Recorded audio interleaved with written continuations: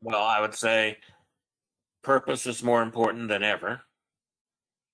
I would say you have to know how you create value for your stakeholders and how they are connected and how you engage them. Without those things, nothing much matters. I would have to say your employees are your partners, and you have a relationship with them. And relationships, you can't just break down into a transaction or a set of transactions. Relationships exist over time. When you're in a relationship with someone, there's a expectation that it's going to continue. You don't keep score in relationships. You know, uh, I would joke.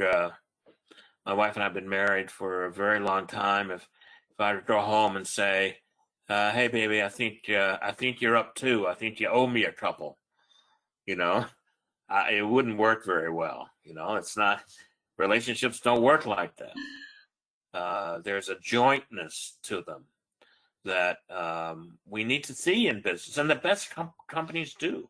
They treat their employees and their customers and suppliers in this sort of relationship way, and that's something that we really need to figure out. It's too easy to look for trade-offs, and what I would say a lesson is when you have to make a trade-off, you need to see that A as a shortcut and B as a failure. It's a failure of imagination because you haven't been able to figure out how to satisfy both parties or all three parties or whatever it is. So another way to say that is win-win-win thinking is absolutely crucial in the crisis.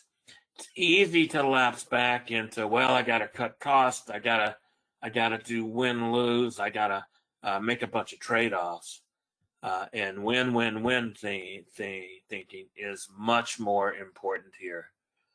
So that even if you're in a business that's been devastated by the pandemic, you got something to build on when and if we get it somehow solved. It is actually a big challenge not thinking about trade-offs, considering Big that challenge. the moment you start doing macroeconomics classes, all you hear about is trade-offs. So how Economy, yeah, Economists love trade-offs. They just love trade-offs. They want to talk about trade-offs all the time. And look, sometimes you have to, right? Sometimes you have to make trade-offs. Occasionally, what happens is if my wife and I are trying to decide what movie to go see, back in the day when you could actually go to a movie, we would have a discussion, and one of us might want to go to this, another might want to go to that, and sometimes we would. I guess you could look at that as a trade-off, but over a relationship time, if one of us always made the trade-off for the other one, relationship wouldn't last very long. There has to be looking at how interests emerge over time.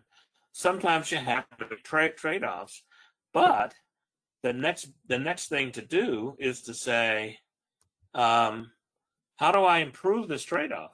If you want the relationship to last and to grow, I don't think there's any difference in the sort of normal human relationships we have and relationships in business. I really don't think that, because I think business is primarily a human institution.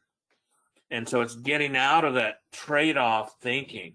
And when we're teenagers, we don't understand this. We make a lot of trade-offs. But as we get older and we try and figure out, partners and families and those kinds of things, trade-off thinking is really not very useful.